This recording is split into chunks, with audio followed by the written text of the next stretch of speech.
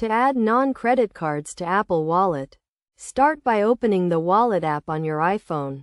If you do not see the Wallet app, you can find it by swiping left on your home screen and typing Wallet in the search bar. Next, tap the plus sign in the top right corner of the screen to begin the process of adding a new card.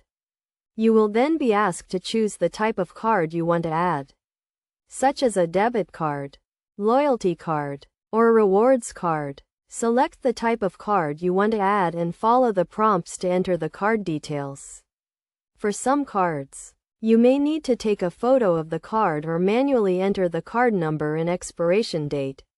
Once you have entered the card details, you will be asked to agree to the terms and conditions of adding the card to Apple Wallet.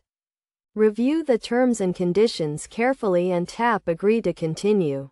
After agreeing to the terms and conditions, your card will be added to Apple Wallet and you will be able to use it to make payments or earn rewards. It is worth noting that not all non-credit cards are compatible with Apple Wallet, so you may need to check with your card issuer to see if your card can be added.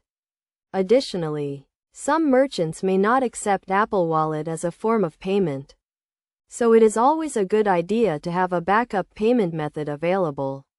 To get the most out of using non-credit cards in Apple Wallet, make sure to keep your card information up to date and monitor your account activity regularly. You can also use the Wallet app to track your spending and stay on top of your finances. By following these steps and best practices, you can easily add non-credit cards to Apple Wallet and start enjoying the convenience and benefits of using your iPhone to make payments and earn rewards.